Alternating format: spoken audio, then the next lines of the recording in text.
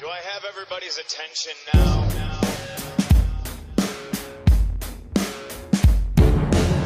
And in this corner, coming from out of the ramp when you least expect it to own whatever face is there, Kevin, Oliver, Morris, Owens. Bit of a acronyms. No? Hello! Yes! Knockout, Mother Hubbard. Fight, Morris, fight! Kill, Morris, kill. Kildian. Oh, that's terrible. Esquilian. Oh.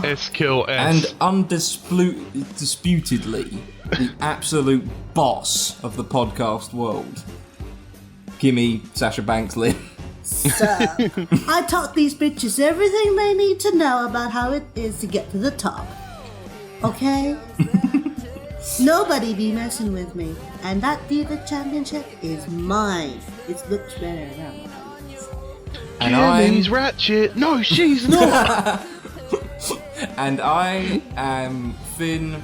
I'm just going to stare at you, Jack Fitzpatrick Balor. I have such a man crush. Ollie, Batman's real and he's Irish. Yes, this was a shock to me, but very clearly shown. Anyway, we can't go Also, out Bruce of order. Lee's apparently still alive. Oh, what, Iranian Bruce Lee? No, not Iranian Bruce Lee, Japanese Bruce Lee. Have you not seen Iranian Bruce Lee? Who is I haven't seen Iranian. Is Kali? No, neither of you. There's a guy who really, really looks like Bruce Lee.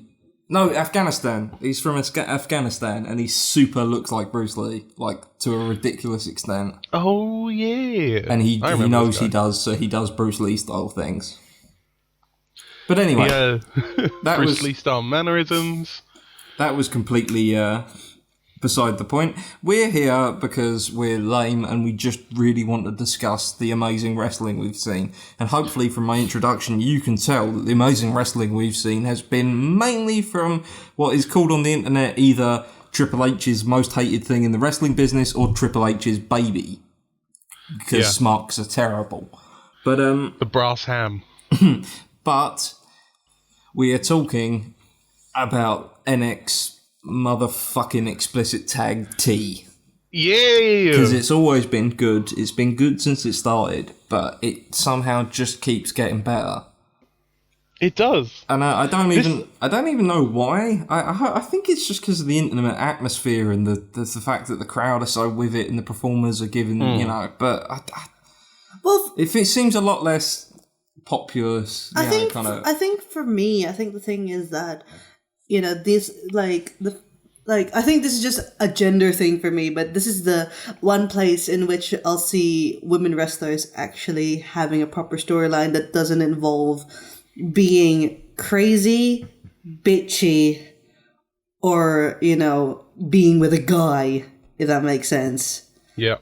So, you know, and matches that actually are matches. Yeah, I mean, we're here mainly to talk about the card of NXT Art Evolution, the recent semi pay-per-view thing that NXT do on the WWE network, and it was outstanding. So just for people who are not in the know, NXT is the developmental. I don't think you'd listen to this if you were completely. Yeah, but can we just explain this for my parents who are probably wondering what the hell I'm talking about? Okay, fair enough. Okay, NXT explanation in 3, 2, 1. NXT is the developmental territory for WWE, so everyone who wants to be a big superstar ends up going there first, so they end up learning how to wrestle, learning how to speak, learning how to, you know, just basically be a wrestler, and they record it and broadcast it on WWE's network, and it's pretty good, it's good fun, so... Okay, that's what it is on paper. In reality, it's all of the best independent wrestlers that you've ever heard of. Anyone you've ever seen a compilation reel on YouTube and gone, oh my god, why don't they do that move in the WWE? So these, you know, it says it's developmental, but what it really means is it's developmental for gigantic TV projects. These wrestlers, I mean, the plot line for the first match relies on a wrestler having 14 years of experience. No, his build-up to being debuted in the WWE was that he was in a tag team or worked with a lot of people who've been called up subsequently to WWE. Yeah, that was the promo at the start of the show. Wasn't Yeah. it? We were talking about Kevin Steen, AKA Kevin Owens. rechristened Kevin Owens, who is a wrestler who I watched as I was getting into wrestling. I watched tons of because I can't believe that his moves are safe. That, I said to, because someone watched NXT before I did, and I said to him, I think it was me. Oh, well, I think. everyone beat me, but Dan, I said to Dan said to me, that Kevin Steen fella is amazing. He's the best. He's as good as you told me he was going to be. And I said, yeah, did he do that thing where he picks up an opponent, folds them into a little wonton parcel, and then hits them against the mat? Yes, he did. That thing is, that's, and I think they really, the commentator, the new commentator, Corey Graves, did amazing, because he just says after that move happens, I don't know what that was, but it looked painful. Because it does. I saw him do that to El Generico on a pile of 5 ladders once. El Generico is still one of my favourite wrestlers, I think. They were a fantastic heel-face tag team. Yeah, and they had one of the better feuds in the kind of independent circuits as well. Yeah, well, it was a feud that lasted for like 4 years. Yeah, so are we just going by the card one by one, starting with Kevin Owens and versus CJ Parker, which was, all intents and purposes, a squash match? Well, not entire. Yeah, for all intents and purposes, definitely. But CJ Parker is a very good wrestler, and accidentally managed to break Kevin Steen's nose. There's another picture as well where you see what happened to CJ Parker's hand when he did it. Yeah. Which is his hand just split to the bone. Oh! Is he off? No, it looks is awesome, he off for a while, horrible. I think so. Well, his gimmick involves carrying signs, so... Yeah, he has got a fantastic gimmick, but I don't know how wise it is to get an entire audience to chant for global warming. Yeah. So clever. So yeah, that was Kevin Owens versus CJ Parker. Kevin Owens won. Just sweep the floor with him. It was one of the 3 minutes 14 seconds I've got here. Yeah. How long that match lasted. It was amazing. And I really want to talk about the setup they've got at Full Sail University. Yeah. Because like last night, well, the night before last on NXT, which airs on Thursdays. This was Thursday, the 18th of December. They had an illuminated apron with a TV screen in it, and all around the ring, and they've just added so many screens because they're in a fixed rotation. There's a screen in each corner, and there's a screen above the ring. And I mean, for a debut, they've already got an iconic shot of Kevin Owens. They've got him leaning against the second ropes with the huge KO logo above him. Yeah, it's beautiful, absolutely beautiful. The having the set location and experimenting more and more with what they can do. I don't think you'd ever be able to come up with Baron Corbin's entrance like that. But we'll get to him in a bit. I think part of the thing is that there's a lot of funding that's gone to NXT over the years, because I remember when it just used to be a splinter of Raw and SmackDown. Yeah, well, it was FCW. Yeah, well, it was FCW, and that used to be less of a thing than it was now. So well, you're only talking about the actual reputation. I mean, technically, Superstars is supposed to be a higher booked show than NXT.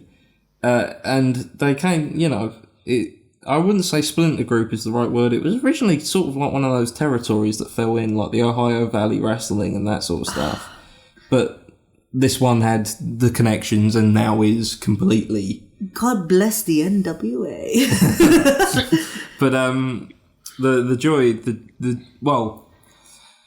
that Full Sail University, you ever looked up that place? Full Sail University. It looks good.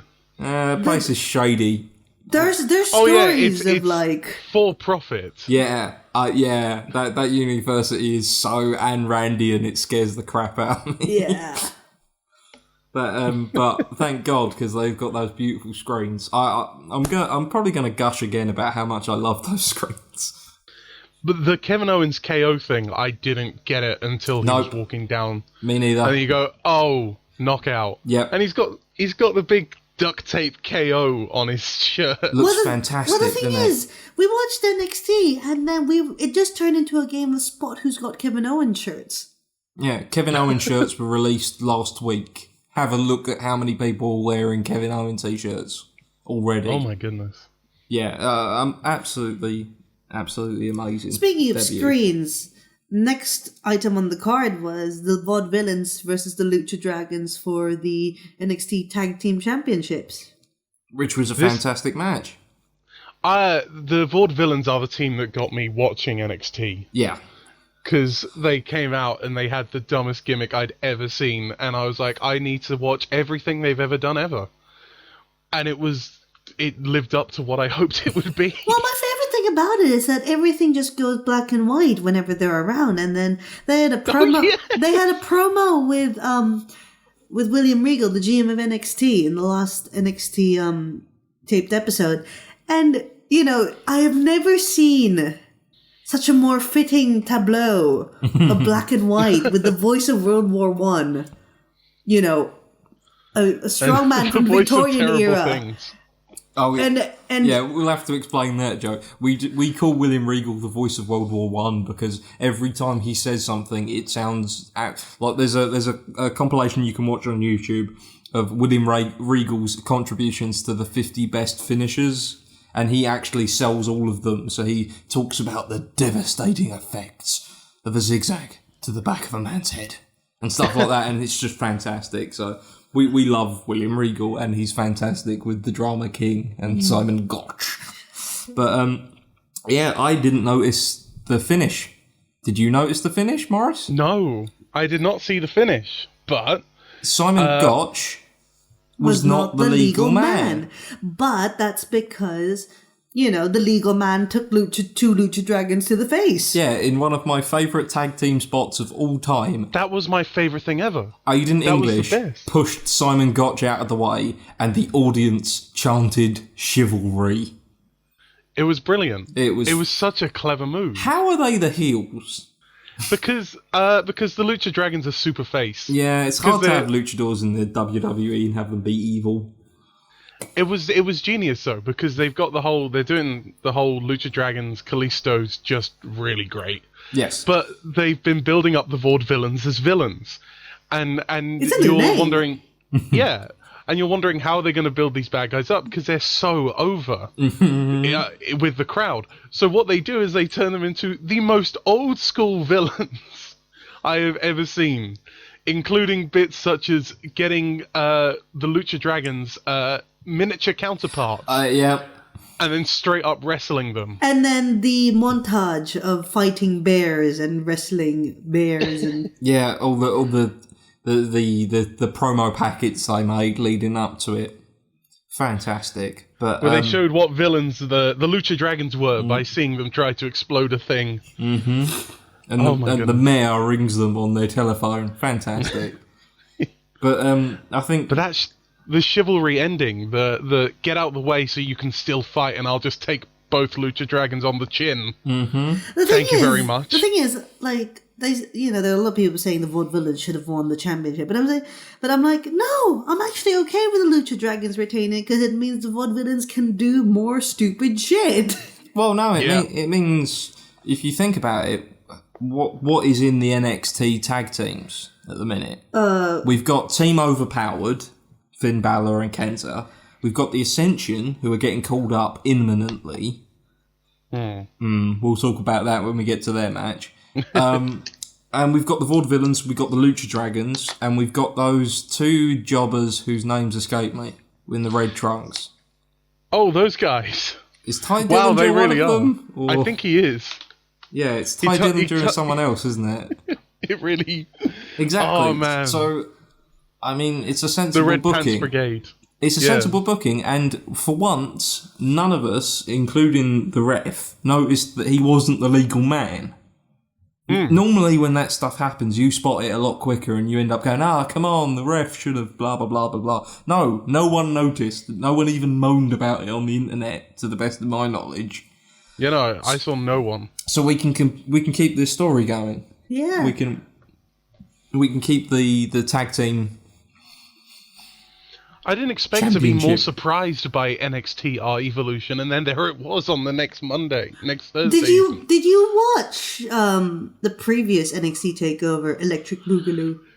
I didn't see it actually. I saw the highlights, but that was the one that made me go, "Oh, I'm going to need to actually watch this." Honestly, properly. I watched the last one, and there was a fantastic match between the two women dynastic figures in the WWE today, Natalya and Charlotte, who are what's Natalya's? She's a Hart, but she's the daughter of Neidhart. Yeah. Jim the Anvil Neidhart. So Bret Hitman Hart's her uncle. And Charlotte Flair is Ric Flair's daughter. This is the thing I've pointed out to people. She eerily looks a lot like her dad. She's got the same long face and the long cheekbones with the upturned nose. Mm-hmm. She does look a lot like. And happily, she doesn't have the monobrow that Ric Flair had in the 70s. That's the thing always gets me. He's talking about how all the women want to go home with him and the Four Horsemen and woo and stay in the profile and limousine riding and all that. And you think, shave your bloody eyebrows, mate. Your hair is the bleachest blonde I've ever seen. It kind of adds to the fact your eyebrows are a bit funny. No, the women love it, and the men want to be monobrows. Monobrous? What's the word for the desire to have a monobrow? I think it's clinical insanity. The men want to be clinically insane.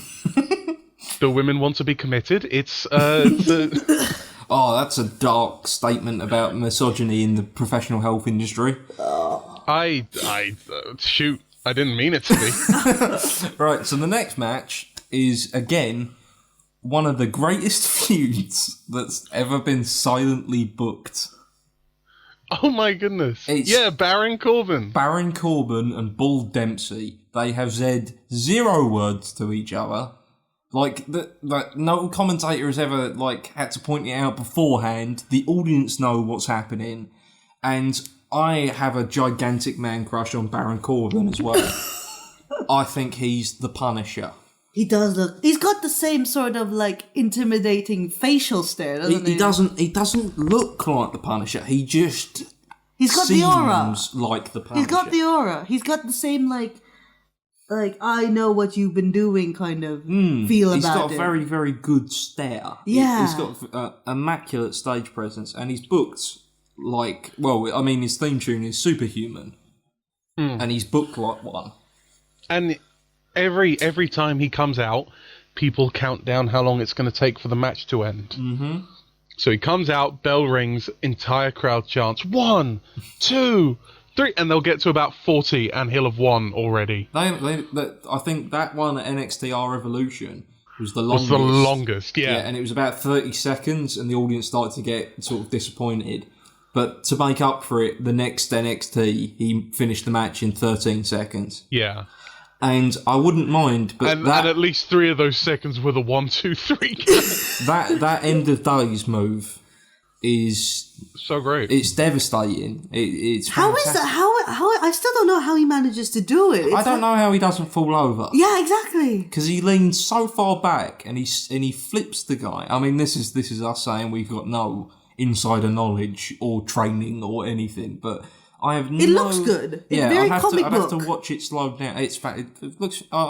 again, I'm waiting to hear the internet start to hate him, because they hate everyone. It's one of those moves that I wish that had sound effects and smoosh marks following it. It just looks it. You want it to have the Street Fighter 4 and 5 ink marks coming from behind him as he slams him. Yeah. I mean, and I was going to... I mentioned earlier, his entrance is amazing. The spotlights all line up, and then he walks down them, and then the Titantron is a bright, searing white, and then you just see his silhouette against it. Because he's got that very strong silhouette. He's not a huge guy, but he's got, it's fantastic. The trouble is, how are they going to book the Bull Dempsey match? I reckon they're just going to sort of not see eye to eye for a while. And They're gonna keep them apart even now. They're gonna keep them apart a bit longer. But the next pay-per-view thing, they're gonna have to do something with the pair of them. Okay, we've reached the point where we have to talk about fantastic entrances. Yeah, this is the fantastic entrances part of the podcast. Yeah, so Finn Balor, previously known as Prince Devitt, previously in New Japan Pro Wrestling, known for his crazy paint jobs.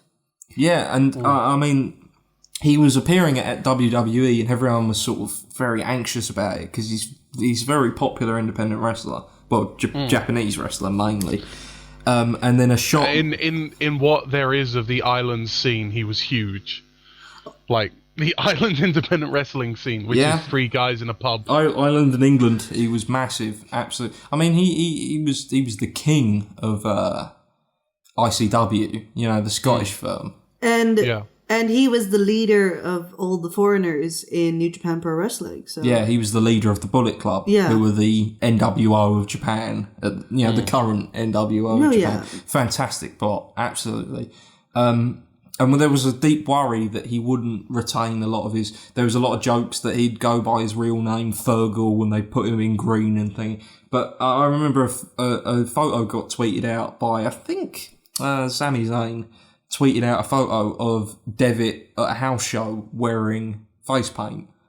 And everyone lost their crap because you suddenly realised that now his face paint has a WWE budget. Yeah. And that entrance, I mean... Okay, let's start with the name. No, Kenta Kobayashi came out dressed as Scorpion from Mortal Kombat, didn't he? Yes. I thought it was Bruce Lee. Hideo Itami. Kind of racist, so I guess. No, Bruce Lee's a tracksuit. The yellow Bruce Lee outfit is the tracksuit from Kill Bill. But he's got a gi. Yeah, he's wearing a gi. Ah. So if you look at it, well, I had to look at it for hours because after NXT, I went onto WWE 2K15 and I modelled all this. I'll send you the photos on Facebook so you can post some of them if this goes up with a video component. Yeah, no, please do. Okay. Edit this bit out, by the way. No, leave this bit in. This is funny. You can have a photo of me giving 2 thumbs up. Behind the curtain. No. You pay no attention to the big bald man with the green head. Hideo's got a gi, and it's like it's not a proper like combat gi. It's a super stylized like fighting gi that you'd see in the movies and in video games, and so that sort of adds to the drama of his character because like a lot of people were worried, he's just going to go like the Funaki route. It's just going to be a bad caricature of a Japanese wrestler, and they've done it so that they know he's Japanese. They know he's a big thing over there. I mean, when you get Hulk Hogan to sign you gotta be something special.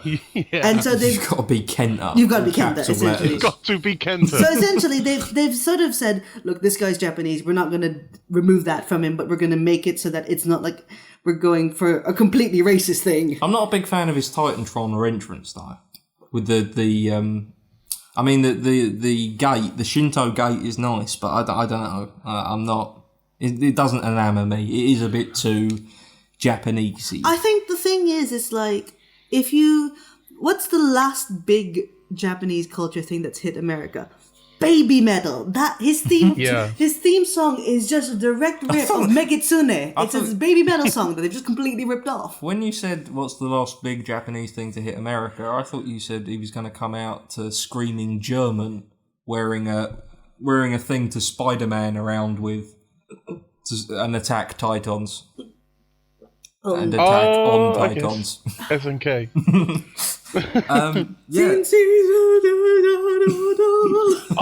The entrance though is great because it does the plinky plonky but it just goes blah. You guys like it? I don't know. Maybe it's just me. I'm really I like Kenta. I'm a baby metal fan. I love Kenta. I can name you 5 different songs that have got the same sort of riff. Because Kenta invented one of my favourite finisher moves of all time. I'ma pick you up and then knee you in the face. That's a fantastic move. Popularised by him. Much more popular by the dearly departed Philip Jack Brooks. But yeah, so... Yes, I am pretending he's dead, by the way. Rip. So let's go with Oh my God. So Finn Balor. Yeah, so Finn Balor. His name means... His name is the ancient Celtic king, and the surname is... It's the god of battle, isn't it? pestilence. Actually, Pestilence? I that's can't the remember. thing. Remember, we were talking about William Regal earlier, Yeah. and if you want to see William Regal sell a coffin to his dead grandmother, just watch him talk about Finn Balor. Because he just goes, oh yes, the name Balor is, of course, Gaelic for great warrior. And you're like, wow! And you get hyped. Except it's not, is it? It's like it's something else. Jack, what does Balor mean? Why does everyone keep asking me this? I haven't done Irish mythology for ages. Balor, I think it's the god of battle. Hang on, Kimmy's googled it. We're pathetic. Leave this bit in. No, take it out. The Behind deadly the one. The deadly one. Yeah, well, the trouble with Irish mythology is it doesn't really fall into pantheons. So, yeah, he is the personification of drought and blight. Kimmy was right. Kimmy's looked this up. I used to have a book about Lear and the Kings of the Irish when I was little. I should do more Irish history, actually. Anyway, I don't need to contemplate my career on this podcast. Screw you guys. I beg your pardon. Finn Balor, to me, is king of the sodding fairies. And I mean that as someone who completed a thesis on fairies. As Irish mythology, because monarchies therein. Because fairies are foot stompy McFoot stomps, and Finn Balor is like watching someone play Bison with complete EX the entire time, because he just foot stomps people. I called him the love child of Doctor Doom and M. Bison the other night, but his entrance was unbelievable. I love his theme tune. I absolutely adore his theme tune, and it fits very well with my King of the Fairies. And I can't believe that he can go from having a dubstep electro theme tune in Japan and in all the independent scenes that fit him so well, and go to this rock orchestra theme tune that just fits him just as well. He hasn't changed his character. He is this almost, violent kind of shin. We watched a documentary about Fergal Devitt on RTE last night, and it was amazing. He's a fantastic wrestler. I don't. I'm gushing basically. Yeah, I think he's amazing. He might be my new favourite. I loved him when he was Prince Devitt, but the trouble with watching the indie things is I don't speak Japanese, and it's quite hard to follow ICW plot lines. Now I've got him on NXT. And I hope he comes out in face paint for pay-per-views every time. I hope he doesn't do regular. Yeah, he looked like Carnage. He looked like Carnage. When people were asking him afterwards, what were you? He was like, I was Balor. Yeah. Ugh. We saw a costume that he was wearing in Japan where for his final match. Final match, working for New Japan Pro. It was him versus someone he'd had a feud with. Taguchi. Yeah, he'd been in a tag team with him previously for like 5 years, and that was a big Shawn Michaels Triple H feud. And they said to him, what do you want to wear? And they were flicking through designs on their phone, and they got to like a black demon with like Akuma teeth, and he went, oh, that one. and he came out and he looked absolutely amazing. Yeah, this is the part where he also mentioned that his kit was sponsored by Armani Exchange. Yeah, in Japan. Yeah, although one of his other members of his stable was making a joke that he was already a model. He's gonna be the next big thing. But so this amazing kind of smoke-filled entrance with the kind of face paint and he was biting. His jaws were moving. Yeah. Like his fake painted jaws were biting, and it was amazing. I was watching it for the first time with a friend who's not yet a mark, but I'm trying really hard to make them a mark. I think we've all personally converted like 5 people. I mean, I'm not even going to talk about Kimmy, because Kimmy converted all of us. But in the pyramid scheme, Kimmy is winning. Yes. Well, I think Nick is winning as well, because I know Nick converted someone over the course of one match. Admittedly, it was a Royal Rumble, but when I come down and see our friend sitting on the couch and she just says, Kane should have won that. Kane was working so much harder than everyone else. That's amazing. She hadn't really understood the unfairness of the Royal Rumble. Is that the one where everyone just keeps sliding underneath the rope? Yes, that was the one. It's the one where Kane eliminated like everyone. Stuff. Mm-hmm. Yeah. Yeah, but this, like me and Nick have conversations about this because he was an ECW guy. So and I was very much a WWE guy, and we have lots of conversations about it because we both stopped watching wrestling around the same time and both came back at around the same time. And you know, we're just sitting here going, I disagree with you, but I understand why we're at different crossroads at this point because I don't like Sting and I know you do. But so and then out comes the Ascension. Space aliens, Illuminati. I quite like the Ascension. I'm liking them. I'm liking them more and more with the more and more I see Vince's Ascension. Yeah. The Legion of Ascension. I don't know this. You haven't seen this? I haven't seen Vince's Legion of Ascension. Oh no! Oh, okay. On SmackDown, they've been having vignettes for the Ascension. Oh, have they? And they come up out of the smoke as the Ascension normally do, which looks awesome. That's a wonderful entrance. But they are wearing a leather pressed apron thing over their shoulder. Sorry, not an apron, a shoulder blade thing, like a American football. But it's got like a fencing guard on it, and it looks very Dragon Age.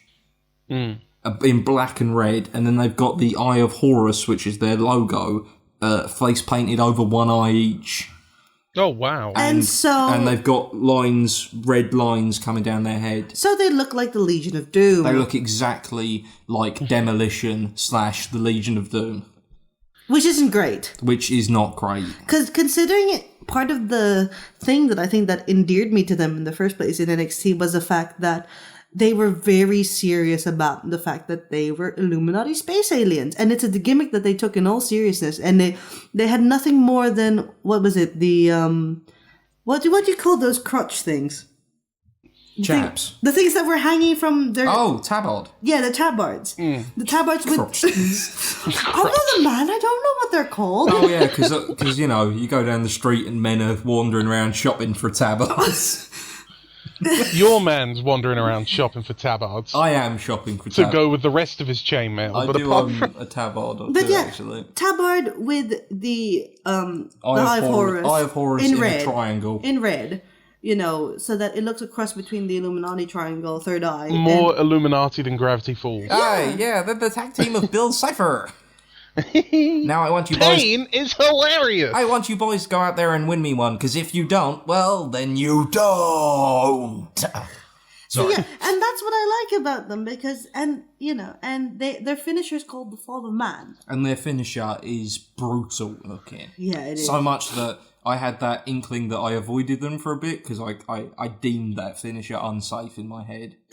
If you've listened to us before, you may know I have a real thing against unsafe wrestlers.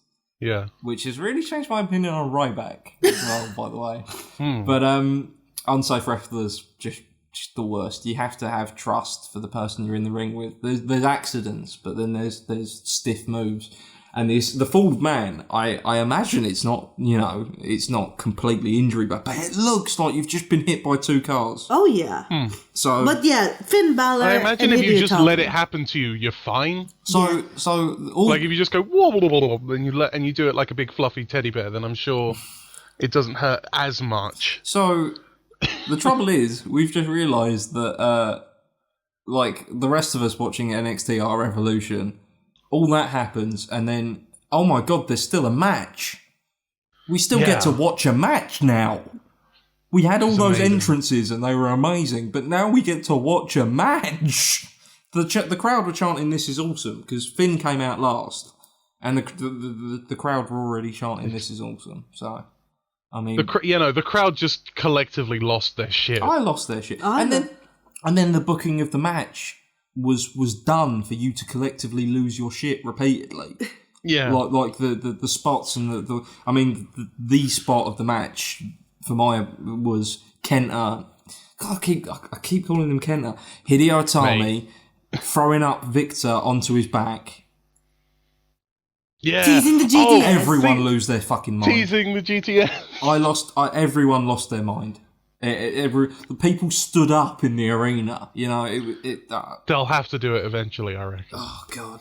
But So yeah, hope so. Finn Balor won by method of foot dive. Yep. Fantastic. They set him up for the fall of man, and you're like, no, I cannot deal with this. And then Hideo's just out of nowhere, just grabbing at Victor's feet. Yep. And you're like, yes, we got this. I mean, they opened the match with the pointing at each other, running to each corner spot, didn't they? Yep. That should be a finisher. I mean, this is the quality we've got now. This is. I think it is a finisher. I think that was the point. Is the only reason they won is because they were able to get that move in quick. It was amazing, though. But yeah, There was a lot of talk on Squared Circle when I was looking at the sort of overview, which was like they do their kind of signature like crouching a lot, like Hideo and Devitt, and they're just going, they're just spamming their taunt buttons.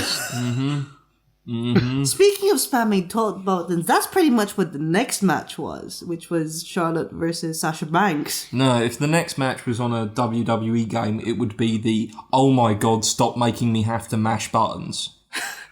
Yeah, Because it was would be that match. it was rope submission, reverse submission, groggy grapple. That was another absolutely brutal, amazing match.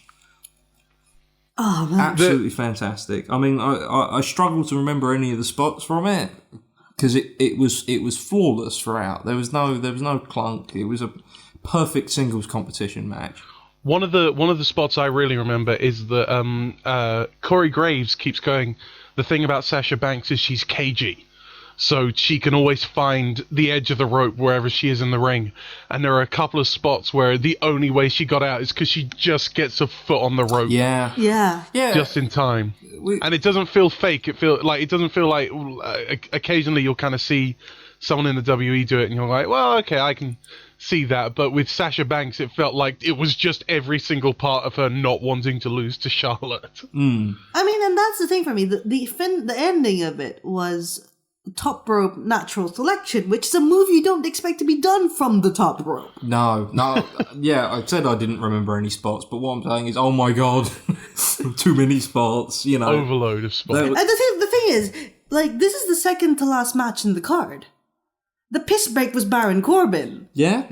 Well, there You was only had 41 seconds. there was no Chris break match. There was no death stop. There was no death spot match either. Because the death spot match was a championship match. Yeah. And it wasn't a battle royale or something. You know, it's something foolish like the WrestleMania battle royale for the women's championship. But, Oh god, I hate battle royales for Divas Championships. well, that one was particularly fun because AJ just beat everyone. But that's just bias. That's just bias. That's just, oh my god. My favorite bit out of the Halloween battle royale was AJ's commentary. AJ's commentary. She, you know, everyone's dressed up in like sexy Halloween costumes, so she's come out in a tank top that says "boo." Boo. Yeah. Fantastic. And But- and at the end of it, Nikki Bella wins due to a fluke, and they just, oh, I'm glad she finally worked for something in her life. But yeah, the Charlotte. Is it worth mentioning the commentary before we get into the Charlotte Yes. and That's Sasha what I was proper? about to say. That's what I was Well- actually leading to because Perfect. the commentary team, I initially groaned. If you can believe that, I saw the commentary really? team. I saw Rich Brennan, and I thought, yeah, whatever. The Michael Cole, you know, he's much better than Michael Cole, but Yes. whatever. And I thought, oh, there's no Tenzai, there's no Prince Albert. Yeah. Or Renee. What's he called? Jason Alexander. Yeah. Yeah. Yeah, there's no, and I really like Jason Alexander on commentary, and of course, Renee Young is one of the best talents in the WWE Because she's a nerd. because she's a huge wrestling Such a nerd, nerd. and you know she's super endearing. For those of you who are not aware of Renee's nerdness, just look up the video where Roddy Piper gives her a kiss. Yeah, if you want to, She just marks out. if you want to see the definition of marking out, it's adorable. She turns to the camera and says, "Oh my lord, I have that on footage now forever." Yes. So I initially groaned, and it didn't help that in one of their first segments, Alex Riley sort of says it was Alex Riley and Corey Graves. I don't know much about Corey Graves. He's an NXT guy. He did really well. He was kind of aiming for an NXT championship, and then he got dropped on his head. Yeah, twice. This is what I've heard. I had to play as him in two. I mean, I'm now watching NXT regularly, but before Thursdays were a crap day to watch anything for me. So they're better now, so I can watch it. I've learned that all of his moves were leg based since, which is cool. But Alex Riley, his gimmick was stay down, which he has tattooed across his knuckles and everything. Yeah. You're like, this guy's cool. Yeah, he's very cool looking. But Alex Riley sort of says, "Oh, you and me are going to disagree on a lot of things" at the start, and I thought, "Oh crap, they've got the colour commentator, good wrestler, column commentator, evil wrestler," and then it just labelled the fact that Alex Riley is somewhat incompetent sometimes because the pair of them agreed on everything all night. And it was some of the most genuine and believable and entertaining commentary I've heard in a very long time. Oh, it was so great. So, yeah, I mean, I was initially sad by the fact that William Regal was no longer on the commentary team because, he's been on it since FC Dub. Exactly. And he has had some absolutely amazing moments on commentary, like when he said that Simon Gotch's mum is the bearded lady and she just got remarried to the rubber man. And they're having a new baby, so Simon turned up and said, "Would you like a boy or a girl?" And they said, "It doesn't matter as long as it fits in the canon." And delivered by William Regal, that joke is effing amazing. Because he does it in the most, He did it halfway through, a move happened, and I think, what's his face? The Michael Cole guy. When, look, there's a... And William Regal goes, "No, listen to me." So his stepdad's the rubber man, and you're like, "What are you doing, William?" Oh, he's amazing. The match I always remember him commentating is, do you remember the Seth Rollins versus Dean Ambrose match back at FCW, 2 out of 3 falls? Yes. Where Dean Ambrose does the best thing ever, which is he just hits what's his name in the groin to lose a point. Yeah. And then just capitalizes on the fact he just kicked a guy in the groin. Yeah, he loses a point and then gains a point instantly. Dean Ambrose is the most despicable human being I've been in a ring with. And you're like, "Oh, that's awesome." Fantastic. Fantastic. I love the fact that it's not out of the question that he might just pop up and get back in the ring again. Because he's still... he had a match this year with Antonio Cesaro, for Christ's sake. Yeah. I mean, that's a demanding and physical match. He's an amazing wrestler. He's a fucking treasure, isn't he, William Regal? Yes. But so I suppose we've got to get to the main event. The main event.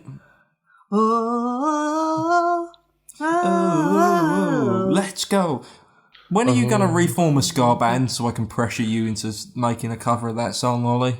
I know. I'll move to London next year, and then me and Connor will be in the same vicinity, so it'll probably just happen. Cool. I hope for a lot of free booze. Yes. Okay. Of course. Good. No, but honestly, it was a great payoff to a story, and then they put in a spanner in the works, and it was just great. It was fantastic. I mean, what more can be said about El Generico? This has been a match that's been building up since September as well. Yeah. Yeah, and I've said this a couple of times today. Well, Sami Zayn went over, got the NXT Championship finally. I've said this a couple of times today. The believability of Adrian Neville's semi-heel turn was beautiful. It was amazing because he gave an interview with Michael Cole, and he sort of explained that it wasn't going to be on him if Sami quit. Because it was a career versus title match, basically. Yeah. Yeah. And then he tries to convince Sami not to do it, and Sami's getting frustrated with him, and he just came over as this sort of smug, and then rather amazingly, because this very, sometimes the champ doesn't get forgiven. The NXT audience forgave him. The next day. Immediately. Well, they forgave him for shaking his hand, and then the next day he came out to cheers because he's Adrian Neville. Yeah. You avoided booking a face championship, which I admit, even though I am a bit of an advocate for heel bookings and face bookings, because I believe a lot more can be done with them. They avoided a face-to-face championship, and there was so much catharsis and pathos in the ring. It was like an Aristotelian elements of drama thing. It's one of those matches that you could show people to express how you convey storytelling through these matches. And then they didn't even hit each other for the first 3 minutes, did they? No. It was fantastic. And that was a bit of genius booking as well, because what Adrian Neville was doing was the crowd are so behind Sami Zayn that he just tries to bore the crowd as a technique. Yep. And fantastic. What works is that you've got the two commentators going, this is what he's doing, the cheeky bastard. Mm-hmm. He's slowing it down, he's got a methodical pace, it'll suit him later, you know. Fantastic match. And then the swerve. Well, almost swerve. Well, we don't even... So I just want Zayn wins. Zayn wins. Yeah, that's the Zayn wins. Spoilers. Yeah, and I just want to point... Oh shit, we should have the hugest spoiler tag. Yeah, we probably should. I just want to point out first that I think that everyone who came out afterwards got a payday.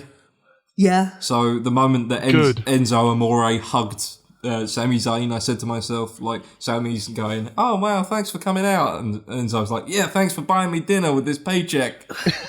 I done nothing today. Bada boom. Realest guys in the room. Sami Zayn's there I still have to be the guy who smiles and has their handshake, even though I know every single one of you fuckers is cutting my paycheck in half. Whoa, I doubt that for the main event scene. The sudden heel turn of Sami Zayn. Damn it, that's what I should have done from the intro. I should have done myself as Enzo and you as Big Cass. Actually, cut this. We'll do it at the end. No, cut this. We'll do this one later. If it's the three of us again. Cut this bit. Uncut this bit. Okay. Can't teach that. So, then, afterwards, Kevin Steen, comes out and gives him a big hug and holds his head to his head. And the commentators, once again, mention that these two have been best friends. And then he murders him. He murdered. He kills him dead. He killed him dead. Just stone cold. It was a fantastic finish to the night. After the credits had rolled. Basically. After they'd shown the WWE copyright logo, which is the universal end of a pay-per-view thing. And then he lifts him up and he powerbombs him onto the corner of the apron. Yeah, and you get William Regal come out and scream at him, and he's the eye. Fantastic. The daggers in William Regal's eyes are just akin to that one teacher who really believed in you, who you managed to upset once. Did you? And it was a defining moment of your childhood. Did you watch the YouTube clip afterwards? I didn't. Yeah, he's just outside and he's pacing. Yeah, and he's like, and he says, "I feel like the worst father in the world." And I was just like, "Oh." Anyway, we should probably call this podcast "We Love William Regal." I love William Regal. But William Regal, father to all. Evil father. In more ways than once. Evil father to all. If it's like a father with a knuckle duster hidden in his trunks. Yeah. He's everyone's Stephen Fry uncle, except he could actually help you sometimes. No, my favorite bit about William Regal is people are like, oh, he hasn't won the heavyweight championship. Oh, he's not really titled. I'm like, that doesn't matter. Have you seen him in the ring? Doesn't matter when you're that big a heel. Anyway, so, I think we're running quite long, aren't we? Yeah. We're fine. We've only just hit the hour mark. Oh, right. Okay. Because there was an instant explanation in everyone's head because they'd done so well at constantly reminding us how long it had taken Kevin Steen to get to the WWE. I mean, the first shot of the promo at the start was him looking at a WWE poster that said, you're not here to fill a spot, you're here to take a spot. That was the first shot of him at the night. All right, Kevin Dunn, stop being Fellini. What's all this foreshadowing and whatnot? What's this Hitchcockian angle of a man alone in the ring? It's fantastic. And the next night on Raw, Raw? Bloody hell. The next night on NXT... We wish it was Raw. We had such a great booking. We had the instant forgiveness of Adrian Neville. Which is always a great thing. Who's now a backer face again. Easily. Like, it didn't require much. They were thanking him on the ramp because he was a fantastic champion. He really was. I watched his championship match. That was absolutely brilliant when he won. Absolutely The high-flying against Bo Dallas, wasn't it? Yep, that's when the title changed hands and Bo got called up. Fantastic. Absolutely amazing match.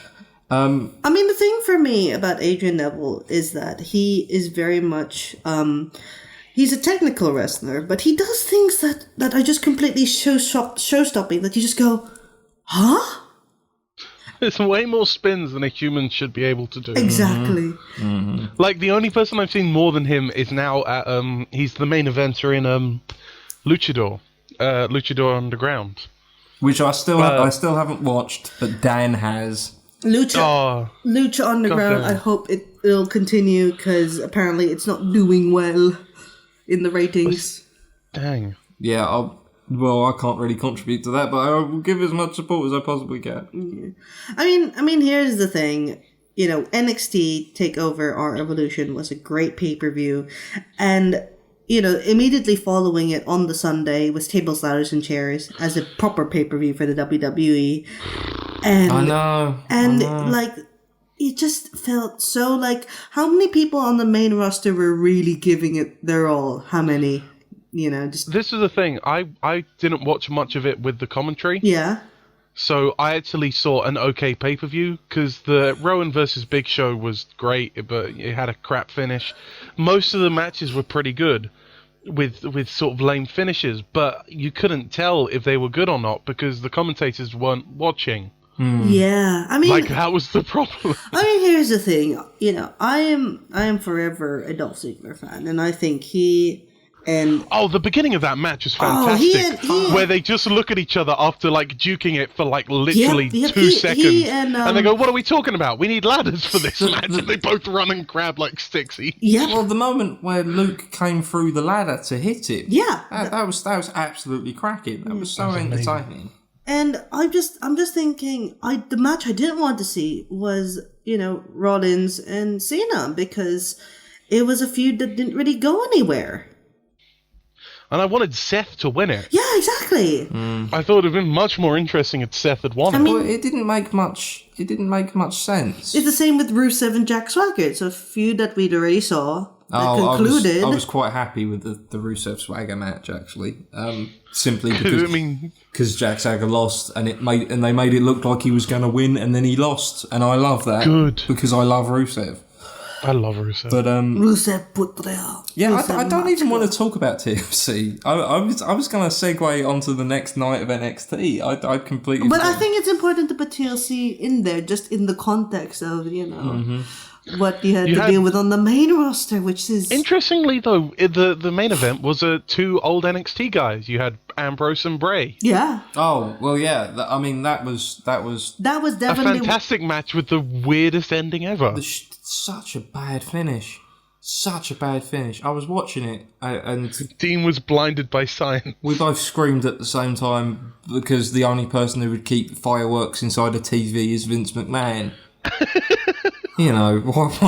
What the... That's not how an electrical fire goes. Egypt. What are you doing? This is so silly. And I don't know what... Bray. Anyway, moving on. This is going to be my noise. It's just this will be my noise of, can we please get Bray Wyatt's push back on track, okay? Yes, please. Moving on to NXT. Bray. Moving on to NXT, I was glad that Curtis was the last Axel match, gets called up to the main product. Yeah, Curtis Axel gets called down. Called up. He's called up. He's been called up. Him and Titus O'Neil, the 2 big wrestlers, called up to the NXT brand. Mm-hmm. Uda. Though, actually, that in the lead up to the Sami Zayn match, all the Titus O'Neil matches were my favourite. Oh yeah, I loved it. I love the Titus O'Neil, I'm the roadblock to your road of redemption. That's, Mm-hmm. Yeah. They were good. Great bit of storytelling. And his infinite bear hugs are my favorite thing. Like, he starts a bear hug, they go to commercial, he's back, and he's locks it in harder. The thing for me is that Titus O'Neil is Star Platinum in my head, so... the thing is, he's built like Star Platinum. He looks like he could be Star Platinum if he had more hair. Are we talking about the Devil May Cry guys, or am I going nuts? No, from JoJo. Oh, okay, I need to catch up on JoJo. You need to catch up on JoJo. But, it's winter and there's nothing on. I've got no choice but to catch up on JoJo.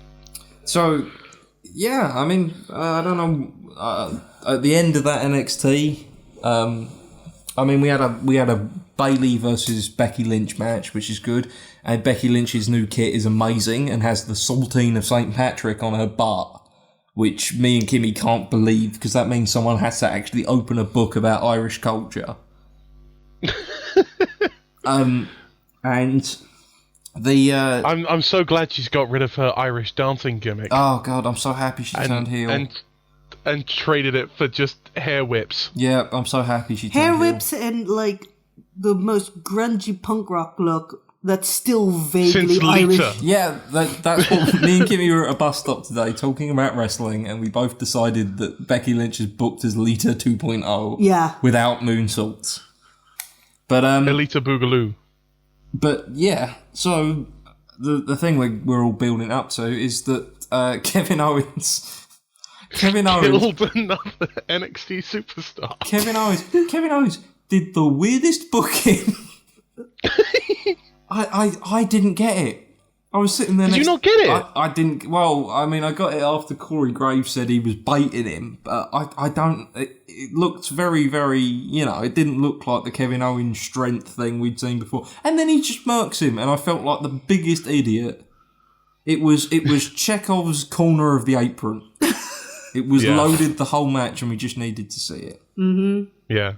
So that DDT, there was a DDT midway through that match, which was just the most nuts thing ever. Oh, where he does himself. The Hangman's DDT and just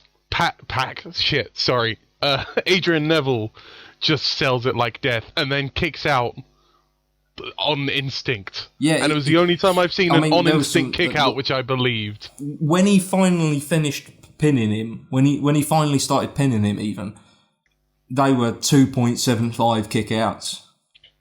They were what John Cena tries to do, but can't, but kicks out on 2 every time. they were absolutely cover.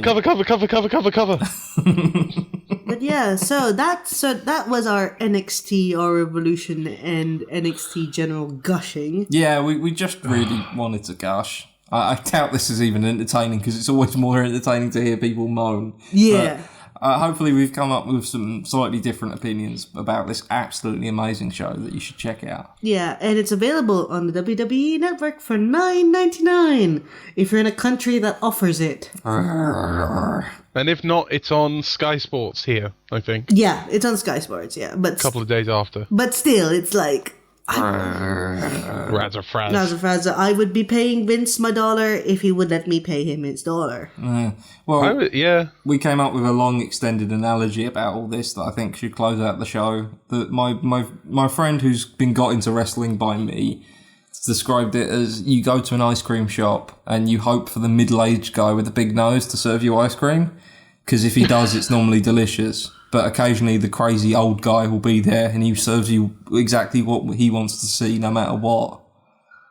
And some days you'll go there and the young guy will be like, hey, here, have this delicious ube ice cream. And at the last minute, Vince McMahon will scream, no, throw some nuts on it, i.e. the Ascension. But I don't want any nuts on it, though. Exactly. And then some days you arrive and the pretty middle-aged woman is there and she just throws both of her hands up in the air and goes, no, I don't know what I'm doing either. So yeah, watch NXT. And so that was championship belt. Still needs to be around my waist, by the way. Kimmy's claiming for a title shot. Oh yeah. Who does Kimmy think she is? She'd come in here on the second episode and claim for a title shot. Alright, that's us. Good night, everyone. Goodbye.